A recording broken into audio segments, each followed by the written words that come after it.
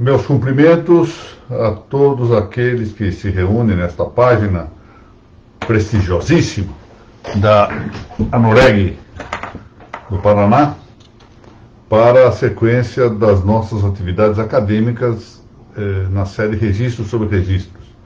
Hoje com a exposição número 194, que tratará do sequestro de bens. De início, gostaria de apresentar os meus melhores agradecimentos à ANOREG do Paraná por me ter hospedado nesta sua magnífica página, com o prestígio que tem esta entidade paranaense.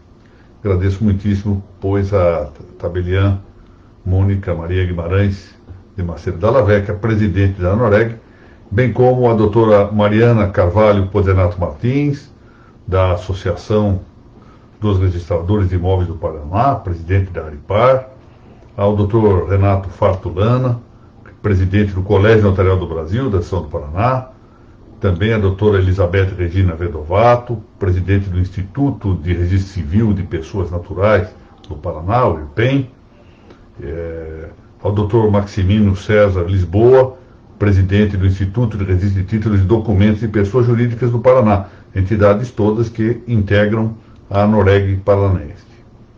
E também gostaria de registrar aqui o meu agradecimento à publicidade, ampla publicidade, que concede o Dr. Tiago Estrela, que é o diretor do Instituto Maranhense de Estudos Jurídicos, o IMAEG, e atual presidente da ATC do Maranhão. Agradeço muitíssimo ao apoio publicitário que o Dr. Tiago dá a essas nossas reuniões. Hoje tenho o infausto dever de prestar aqui uma homenagem póstuma ao desembargador paranaense Francisco Rabelo. Eu penso não o ter conhecido pessoalmente, perda minha nisto.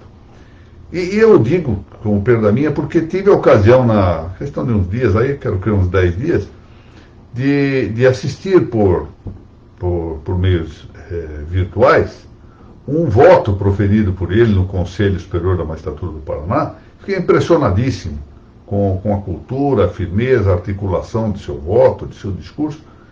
Eu lamento que este meu colega da magistratura tenha falecido. Mas que Deus o tenha, e fica apenas aqui a consignação, muito pequena, muito modesta, mas dos meus sentimentos e dessa pequena homenagem póstuma que se presta a ele.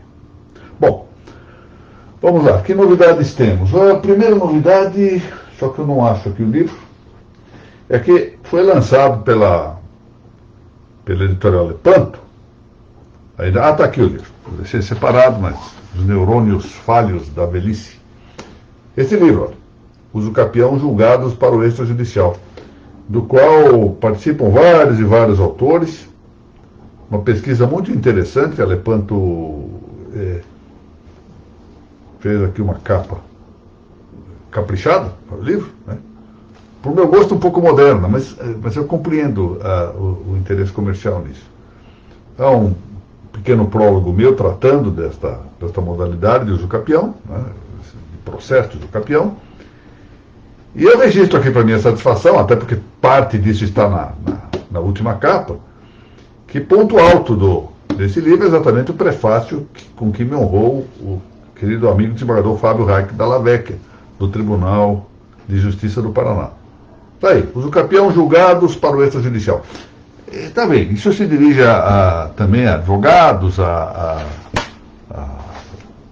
promotores públicos, juízes, mas sobretudo é um livro que tem um interesse-alvo dos registradores e dos notários, porque dá material de pesquisa para a decisão ou as decisões que têm que ser tomadas agora no âmbito extrajudicial sobre temas que antes estavam só entregues à atividade judiciária. Então, faltava, pelo menos até a edição desse livro, a reunião de julgados com a sua divisão correspondente, né, temática, para servir à consulta dos interessados na prática, efetivamente, do processo extrajudicial de Jucapião. Bom, vamos lá à nossa aula. Doutora Fátima Ranaldo, bom dia, que gosto vê-la aqui. Está dizendo que não consegue compartilhar no Face. Bom, mas seria uma dupla honra. A primeira honra é tê-la aqui no nosso grupo. Muito bem. Sequestro de bens. Vamos tratar desse assunto hoje. Na semana passada eu tratei de justificar por que tínhamos de examinar o processo do arresto de bens. E eu compreendo que, sobretudo aqueles que têm a prática diária nos cartórios de registro, de imóvel, no seu caso, que começa a se questionar se vale muito a pena ficar perdendo tempo, ou despendendo tempo, não vamos usar a palavra perdendo, despendendo tempo, com exames peculiares sobre o processo judicial. E eu procurei justificar isto, e até dei aqui o meu testemunho pessoal, porque quando eu era menino praticamente, no início da minha carreira judicial, fui trabalhar na vara de registro, me surpreendi com o fato de que o registro era só a conclusão de uma série de questões de variados segmentos do direito que eu tive que examinar. Desde o tributário, administrativo, processual penal, processual civil, comercial, menores e eleitoral. E eu percebi que o registro, e as notas também, são, na verdade, um local onde desaguam várias questões, várias fontes, por assim dizer, de temas, problemas e soluções jurídicas. E aqui nós estamos a braços com uma situação como esta: examinar o sequestro de bens em um ambiente que não é diretamente registral, mas que é preparatório para a atividade registral e que também interessa, de algum modo, aos notários, uma vez que os notários exercem provavelmente a profissão mais próxima da tarefa judiciária.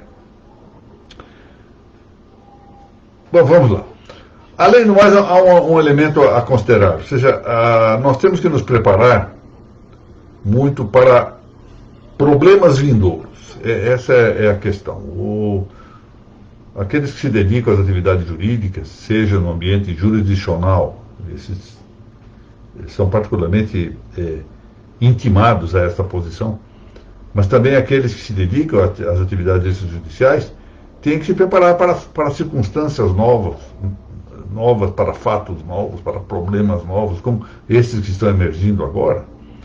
E se querem solucioná-los adequadamente, ou seja, se não querem extremá-los, se não querem adotar de todo condutas imprudentes, precisam estar preparados por antecedência. E assim se justifica o estudo teórico, ou seja, uma visão teórica, uma disciplina militante na teoria. Por mais que possa, aqui e ali, parecer que isso seja um tanto distante da prática que é reclamada muito, sobretudo para aqueles que exercitam as funções do registro. Muito bem. A exemplo do que ocorre com o arresto, de que nós tratamos nas duas exposições anteriores, a medida de sequestro no processo civil brasileiro também possui caráter cautelar.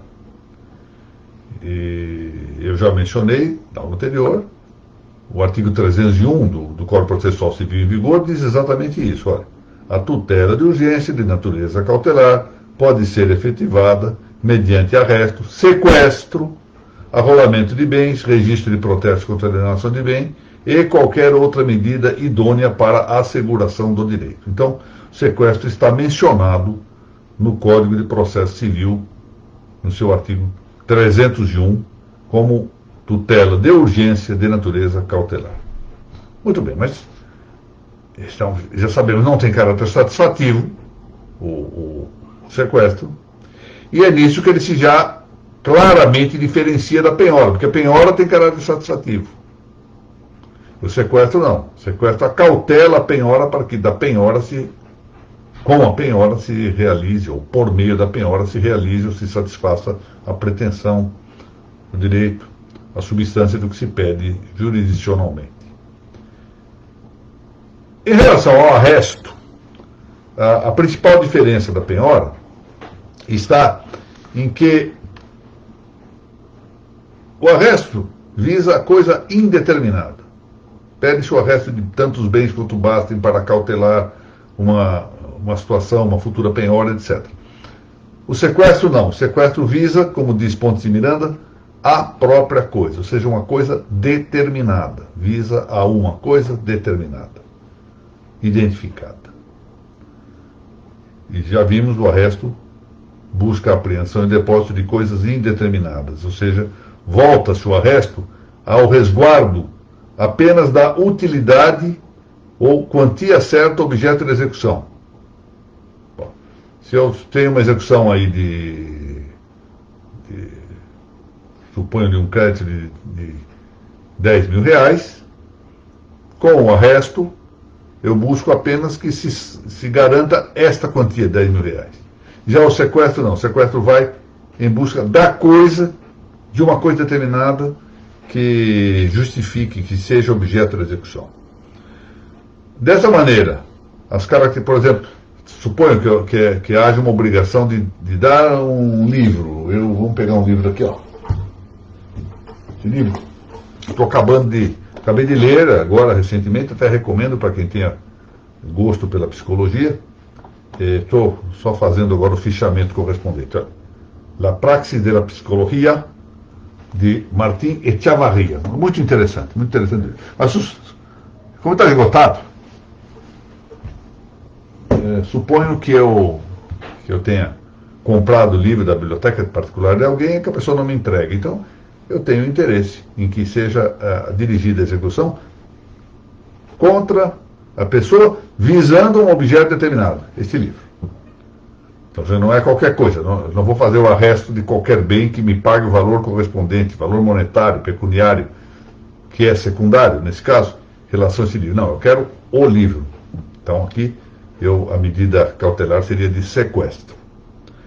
Dessa maneira, as características de preparação e prevenção, que também se reconhecem no arresto, como já vimos, nós podemos acrescentar aqui o caráter conservativo do sequestro. O sequestro tem esse elemento adicional.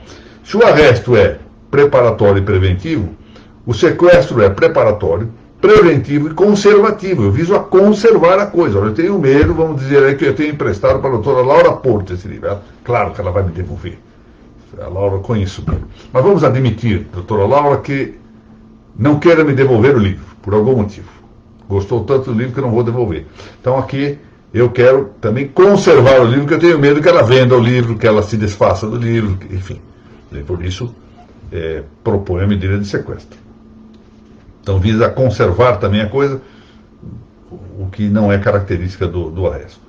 Humberto Teodoro Júnior, esse processualista mineiro, a quem já fiz referência em outras ocasiões, aqui nesses nossos encontros, disse nessa mesma linha que no direito espanhol o arresto se chama exatamente embargo preventivo. Embargo preventivo. Ou seja, é uma restrição preventiva. Já vimos o embargo no sentido de apreensão. Mas bem se avista a natureza do sequestro, que ali corresponde a uma outra coisa, não é embargo preventivo. É a administração das coisas litigiosas. Administração das coisas que estão em litígio. Então, como esse livro está em litígio entre mim e o possuidor dele, que é devedor desse livro para mim, no meu exemplo, então eu trato de, com isso, administrar, com o sequestro, administrar a coisa litigiosa, conservá-la, enquanto se discute. Então não só preparatório, preventivo, mas o sequestro é também conservativo. Nesse sentido, menciono aqui uma lição de Lopes da Costa. Aspas. Ao contrário do arresto, que, como vimos, visa indiscriminadamente ao patrimônio do devedor, qualquer bem serve para apreensão, o sequestro se dirige entre vários bens daquele patrimônio a uma coisa determinada. E ainda numa passagem posterior diz ele, o sequestro tem direção determinada sobre determinada coisa. O arresto se dirige indiscriminadamente contra o patrimônio do devedor. Está muito claro tudo isso, é muito simples. A invocação de Alfredo Lopes da Costa, que eu já disse na nossa reunião anterior, Ele foi um grande jurista e foi desembargador do Tribunal de Justiça de Minas Gerais. Eu quero contar um pequeno segredo. Ele não fala bem da minha biografia, é um dos meus traumas biográficos. Eu, assim que me formei na Faculdade de Direito, fui trabalhar com advocacia meramente consultiva. Fazia parte de uma holding e trabalhava lá como advogado consultor só. E passados aí cerca de 4 anos da minha formatura, 4, 5 anos, 5 anos na verdade, eu resolvi prestar concurso para a magistratura. E, por um desses acasos da vida, acabei sendo aprovado. E aprovado, fui ver, na verdade, meu primeiro processo. Em rigor, meu primeiro processo já na condição de juiz, porque a minha atuação era toda preventiva. E depois eu precisava aprender processo civil. Eu havia estudado, teoricamente, eu havia feito um curso magnífico de processo civil com o professor José Manuel da Rua Alvim, esse grande nome, esse grande processualista brasileiro, talvez hoje o maior processualista vivo no Brasil. Eu havia estudado com ele. Então, teoria eu sabia muito bem, mas acontece que toda a teoria que eu havia aprendido com ele, da qual eu tinha tirado algum proveito, havia sido feita com o Código Civil de 1939, porque eu me formei em dezembro de 73. E o novo código, que era o Código de 73, entrou em vigor dia 1º de janeiro de 74. De maneira que eu estudei com o Código de 39. Uma teoria magnífica, etc. Eu acho que doutrina processualística eu havia aprendido muito bem o quanto pude desse grande gênio do processo, grande pessoa que é o professor Rodolfo. Mas, na prática, eu realmente padecia muito. Especialmente porque estava um novo código que eu ignorava por completo. Então, eu fazia, naquele tempo, eu era juiz lá em Jundiaí, fazia uma viagem de trem todos os dias. Pegava o trem na Estação da Luz, lá no centro de São Paulo, e fazia uma viagem aí de 50 minutos de trem até Jundiaí. E levava comigo, exatamente, eu havia comprado num sebo 4 livros de processo civil, entendam bem, do Código de 39 ainda, não importa, do Lopes da Costa. Nem sequer era do Código Novo. Eu comecei a estudar conceitos de processo civil com o Lopes da Costa, conceitos práticos, porque ele não era não era do gênero intelectual do professor Arruda Alvim, um grande teórico, não. Lopes da Costa, embora também bom processualista, excelente processualista e dominando a teoria, dava ideias muito práticas, questões práticas, de você tocar no processo, pôr as mãos no processo. E Lopes da Costa foi meu companheiro, por assim dizer. Esse livro do Lopes da Costa, em 4 tomos, foi meu companheiro durante as viagens de trem que eu fiz durante muito tempo para Jundiaí, querida comarca de Jundiaí, em que eu fui juiz substituto, minha primeira comarca.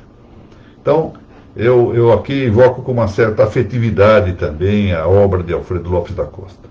Bom, mas eu dizia, desculpe por esse parêntese, eu dizia, Lopes da Costa é particularmente lembrado quando se trata de distinguir de uma parte o arresto e de outra parte o sequestro. E por que ele é lembrado? Porque ele teve uma verve mineira magnífica. Ele afirmou que era uma chinesice, quer dizer, ao contrário, que não era uma chinesice a distinção entre ambos. Porque essa chinesice, a ideia é assim, para que distinguir, não é? Não há nenhuma necessidade de distinguir. Não é chinesice, não. Essa distinção é importante. Esse é um livro, agora já é um outro livro que eu estou mencionando aqui, não é o livro de processo civil dele, o manual, mas é um livro, Medidas Preventivas, que ele escreveu só sobre essas medidas cautelares de caráter preventivo. Na mesma linha, eu recolhi aqui um julgado do nosso STJ, de que foi relatora a ministra Nancy Andrighi, minha estimada amiga, quem eu tive, uma das maiores honras que tive na minha carreira, foi a de ter podido assessorar um pouco na área dos registros das notas esta grande ministra, essa grande pessoa que é a ministra Nancy Andrighi. E ela diz o seguinte, nesse recurso especial 1.128.033. O pedido cautelar de sequestro de bens pressupõe a existência de disputa, de litígio, na ação principal, acerca de sua posse e propriedade, ou seja, da posse e propriedade desses bens. E prossegue. O fato de a demanda principal visar a satisfação de obrigação de crédito impede o deferimento da medida de sequestro. Ou seja, vamos aqui de novo. O fato de a demanda principal visar a satisfação de obrigação de crédito, meramente de crédito, impede o deferimento da medida de sequestro. Por quê? Porque não há disputa específica sobre os bens que constituem seu objeto. Então aqui o caso é de arresto, porque não há uma disputa, um litígio, um conflito sobre determinado bem. Isso ainda era, esse voto dela foi de 2013, quando ainda vigorava o Código de Processo Civil de 73, cujo artigo 822, em seu inciso 1º, previa o cabimento de sequestro, abro aspas, de bens móveis, semoventes ou imóveis, portanto, todo tipo de bem móvel, semovente ou imóvel, quando lhes for disputada a propriedade ou a posse, havendo fundado receio de rixas ou danificações. Era isso.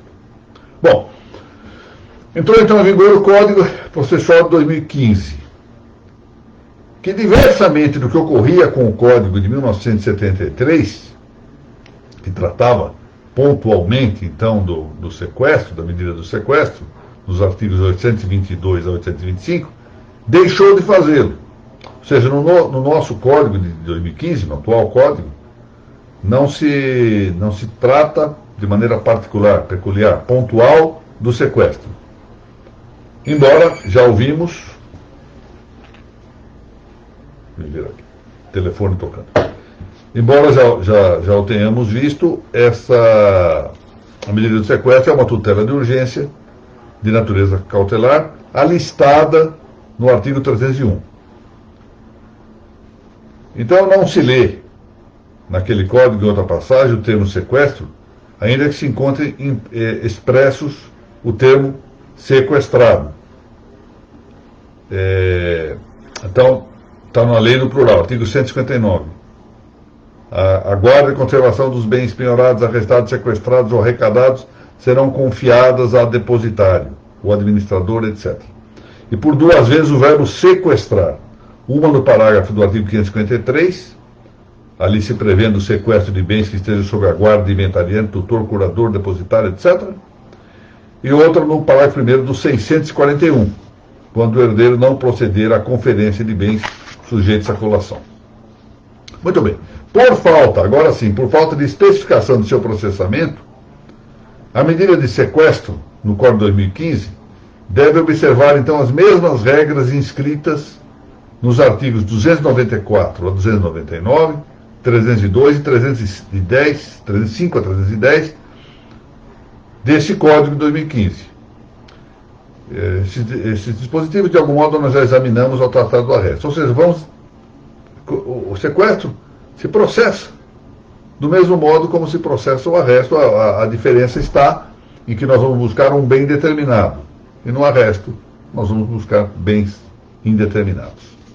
Muito bem. Mas o problema maior, e agora essa que é o tema que talvez mais interesse aqui aos registradores, é que essa medida civil de sequestro, por que eu falo em medida civil de sequestro? Porque, claro, existe o sequestro penal de dois modos: o sequestro processual penal, por assim dizer, uma medida como esta aqui, e o sequestro como crime, não é? Que é o sequestro de caráter pessoal. Então aqui nós estamos cuidando da medida civil de sequestro. Também se refere em leis extravagantes do Código de Processo Civil, ou seja, como de hábito, isso não é um problema só brasileiro, ocorre em boa parte do mundo, para não dizer em todo o mundo, que há inúmeras leis extravagantes. Nós não conseguimos acompanhar sequer o movimento legislativo. Em algumas hipóteses, para inibir o sequestro. Então, o sequestro é tratado, às vezes, para ser inibido. Por exemplo, o artigo 69 do Decreto-Lei 167, de 1967, proíbe o sequestro de bens objeto de penhor ou de hipoteca constituídos pela cédula de crédito rural, quando se referir a outras dúvidas do emitente ou do terceiro empenhador ou hipotecante. Então, essa norma é importante de considerar-se no ambiente do registro de imóveis.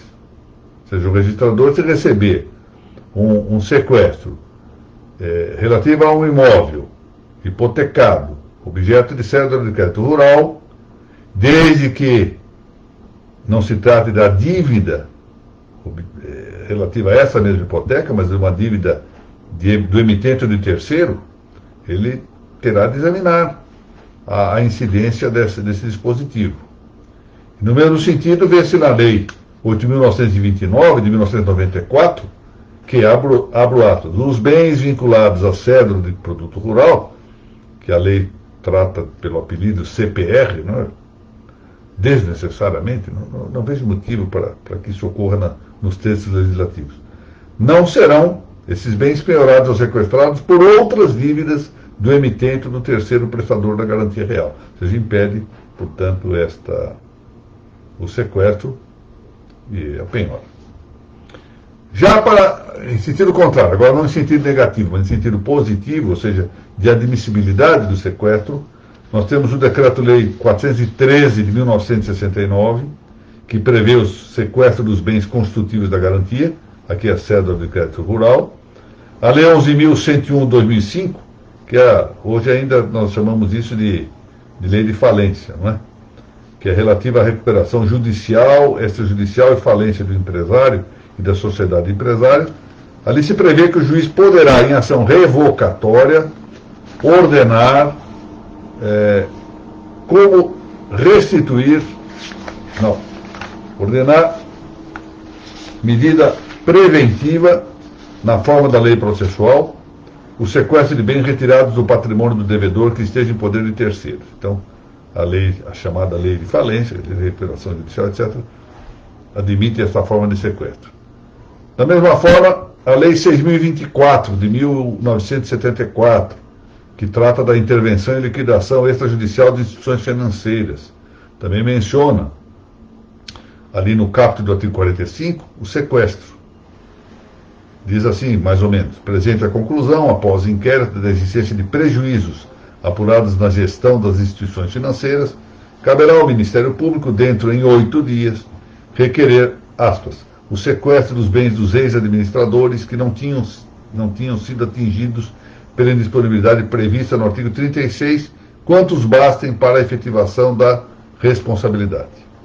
E da só leitura dessa norma, dessa disposição, parece emergir a característica do arresto e não do sequestro, não é? Percebem? Que eles estão chamando de sequestro o sequestro de bens, não diz quais bens, e, portanto, aqui nós estamos vendo que mais se trata do arresto, chamado de sequestro, do que outra coisa. Pois não se aponta para a apreensão coisa determinada, coisa litigiosa, mas bens, de maneira geral. E isso se confirma com o que dizem os artigos 45 e 47 dessa mesma lei. Porque lá, aí eles, em vez de falar do sequestro, falam feito o arresto, decretado o arresto no 48, independentemente do inquérito e do arresto. 49, fala também, passada e julgada a sentença que declarara a responsabilidade dos ex-administradores, o arresto e a indisponibilidade de bens se convolarão em penhora, etc. Portanto, ali mais parece que a Lei 6.024, ao referir ao termo sequestro, esteja cuidando de arresto. Por igual, parece ser a medida de arresto e não a de sequestro, que se refere ao parágrafo 4º do artigo 14 da Lei 4.717, de 1965, que é uma lei que trata da ação popular. Lá se lê o seguinte, olha, a parte condenada a restituir bens ou valores ficará sujeita a sequestro e penhora, desde a aprovação da sentença condenatória. Com efeito, aqui não parece tratar-se de apreensão de coisa certa, coisa determinada, litigiosa, mas sim de garantir a utilidade da condenação judicial. Bom, como eu disse, havia a medida civil de sequestro, mas agora tratemos da medida de sequestro de bens, não do crime de sequestro, mas de sequestro de bens, que se projeta no campo, na esfera do direito criminal. O Código Penal brasileiro prevê no artigo 91, como efeito genérico da condenação na esfera criminal, a perda em benefício da União, está dito assim, ressalvado o direito do lesado ou do terceiro de boa-fé, essa é a ressalva, o resguardo, do produto do crime ou de qualquer bem ou valor que constitua proveito auferido pelo agente com a prática do fato criminoso. Acrescentando-se, no mesmo artigo 91, com dispositivos que foram incluídos em 2012, por uma lei de 2012, que eu menciono aqui, a Lei 12.694, que poderá decretar-se, aspas, a perda de bens ou valores equivalentes ao produto ou proveito do crime, quando estes bens ou valores não forem encontrados ou quando se localizarem no exterior, prevendo-se a seu propósito as medidas assecuratórias previstas na lei na legislação processual. Não? Aqui se trata, pois, de um efeito genérico da condenação. Os que eventualmente assistiram outras aulas anteriores minhas, aqui no tempo que eu as lecionava na Uniregistral, terão visto que eu faço restrições aos chamados efeitos específicos da sentença condenatória, entendendo que se trata de penas acessórias. Mas aqui sim é efeito genérico da condenação. O nosso Código de Processo Penal trata expressamente da medida de sequestro em um capítulo intitulado Medidas Assecuratórias. É o capítulo 6º, do título por igual 6º, que se designa das questões e processos incidentes do livro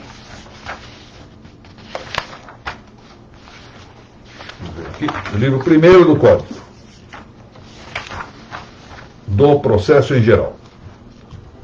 A referência ao termo sequestro, que aí está, explica-se, ou melhor, explicita-se, a bem da verdade, nos artigos 125, 126, 127, 128 e 129 a 132.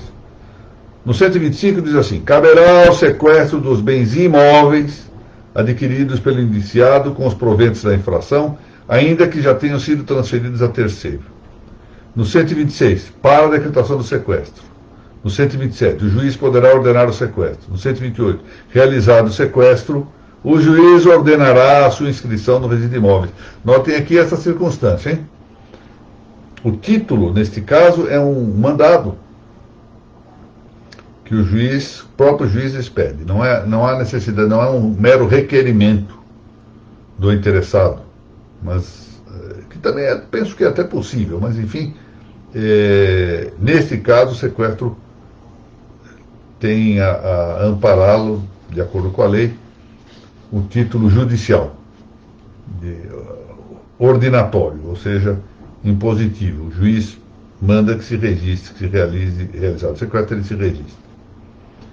Exatamente a primeira vez que eu tive contato com o tema do sequestro criminal foi quando eu estava na vara de registros e o cartório recebeu um mandado de sequestro e havia alguns problemas em relação ao título. Faltava valor, faltava uma série de coisas e o cartório devolveu e o juiz ligou para a Corregedoria Geral reclamando da conduta do cartório. A Corregedoria Geral se dirigiu a quem estava na vara de registro, a Corregedoria Permanente, que no caso era eu, e eu disse: olha, eu não me intrometo. Eu como juiz auxiliar da capital, era um pouco, não sei se isso era arrogância ou coisa que vale, eu espero que não, gostaria que não fosse. Eu achava que tinha que respeitar efetivamente, resguardar a independência da qualificação do registrador. E quando a Corregedoria Geral me ligou dizendo que eu tinha que intervir e resolver o problema, que tinha que registrar o sequestro imediatamente, eu disse: olha, eu até acho que o registrador, não me lembro exatamente quais eram as exigências, está sendo aparentemente um pouco excessivo nas exigências, um pouco rigoroso demais. Mas é direito dele. E eu acho que é caso de suscitação de dúvida. para que eu resolva isso. Eu não posso intervir no ambiente da qualificação. Isso me causou uma certa indisposição lá com a Corregedoria Geral, mas que estava entregue. O Corregedor Geral era um desses desembargadores excepcionais, querido e saudoso desembargador Marcos Nogueira Garcês, que compreendeu perfeitamente quando o auxiliar da Corregedoria disse: o juiz disse que não vai intervir nisso. Ele disse: não, siga um processo normal. E um caso interessante, porque saber quem queria requerer a citação de dúvida nesse caso, porque o juiz estava determinando de ofício. Caberia ao Ministério Público, naturalmente, fazer isso, não é? Mas acabou se solvendo. Aparentemente o registrador pensou melhor, examinou e acabou registrando. Bom, havia ainda na redação originária do mesmo Código de Processo Penal uma referência expressa à medida de sequestro nos artigos 136 a 143.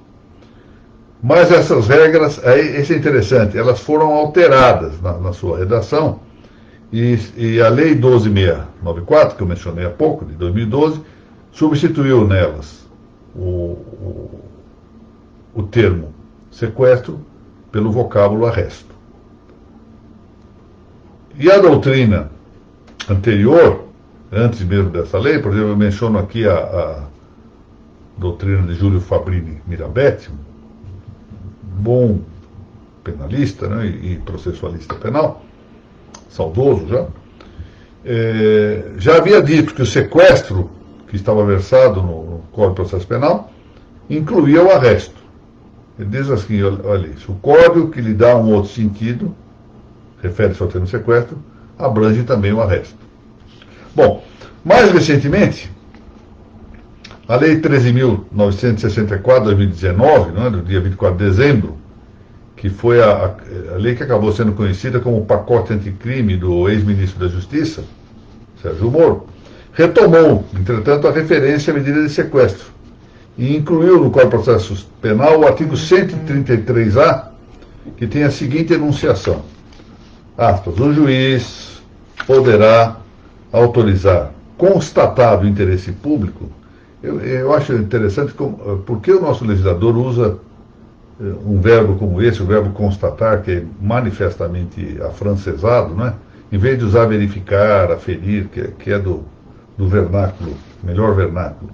Mas enfim, está escrito aqui: constatado o interesse público, a utilização de bem sequestrado, apreendido ou sujeito a qualquer medida securatória pelos órgãos de segurança pública previstos no artigo 144 da Constituição Federal, do sistema prisional, do sistema socioeducativo, da Força Nacional de Segurança Pública e do Instituto Geral de Perícia para o desempenho de suas atividades. Então, volta a palavra sequestro depois de o legislador ter manifestado a sua preferência pela palavra arresto, legislador do processo penal. Bom, nós então aqui ficamos com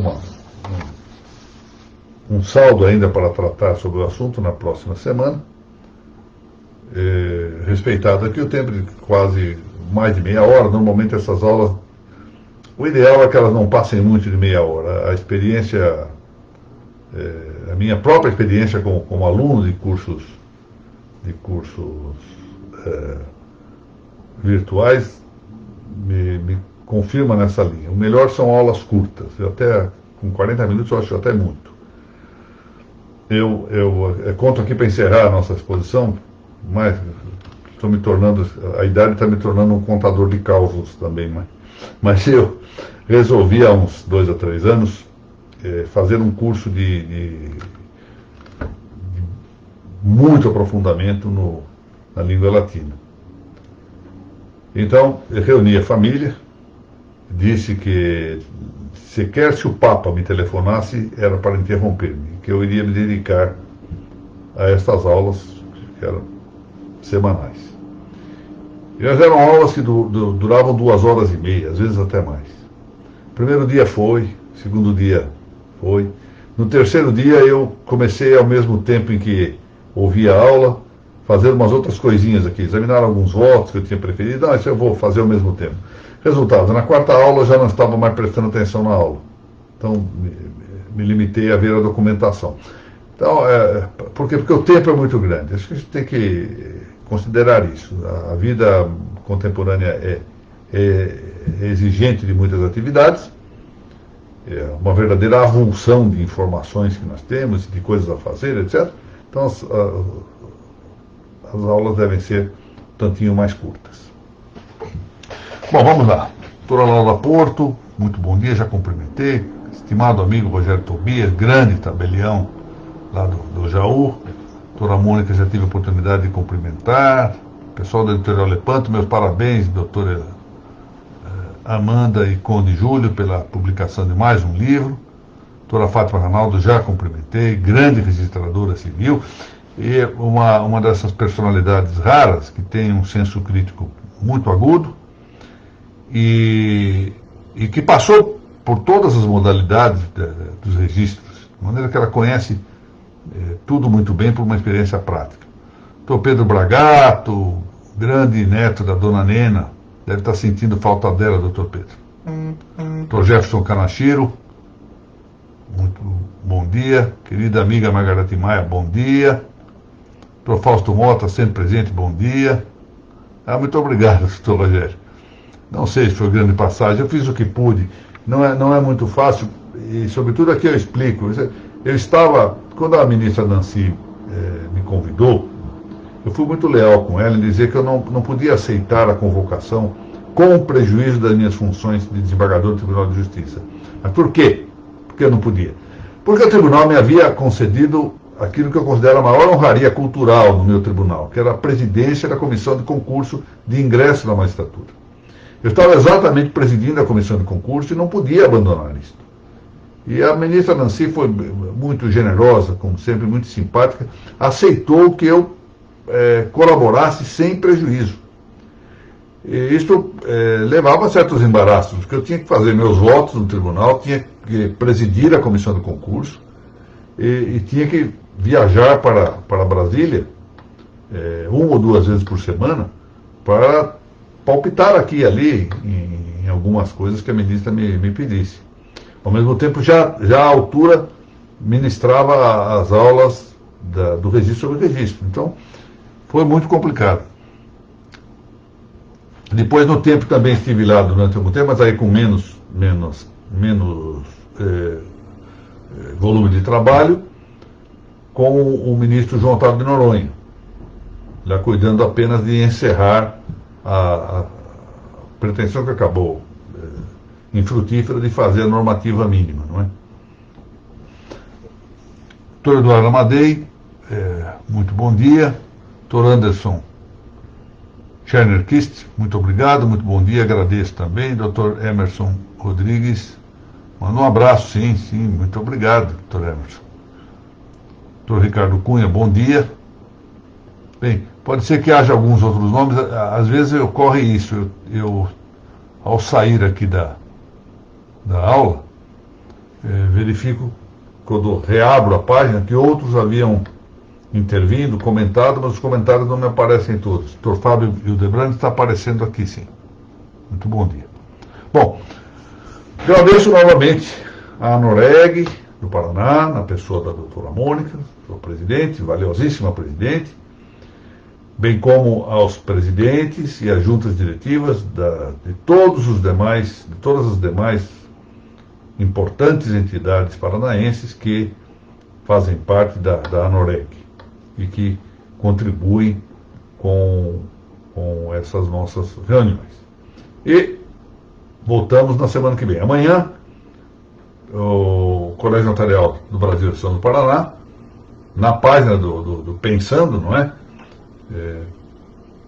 Ali nós teremos a continuidade, com o patrocínio desse importante colégio, da nossa incursão no tema da prudência notarial, mas agora estamos cuidando só do anexo, ou de um apêndice relativo à fé pública notarial, o que nos vai levar aí para mais umas 2 ou 3 aulas, antes de começarmos, então aí semanalmente, com o apoio do Colégio Notarial do Brasil, São do Paraná e da ANOREG do Paraná, provavelmente na página aqui da ANOREG, o curso Claves Notariais e Registrais. uma coisa longa, mas que eu pretendo que sejam transmissões mais breves, para permitir assim, que não haja grande dispêndio de tempo comigo. Muito bem. Muito obrigado a todos e que Deus a todos nos proteja.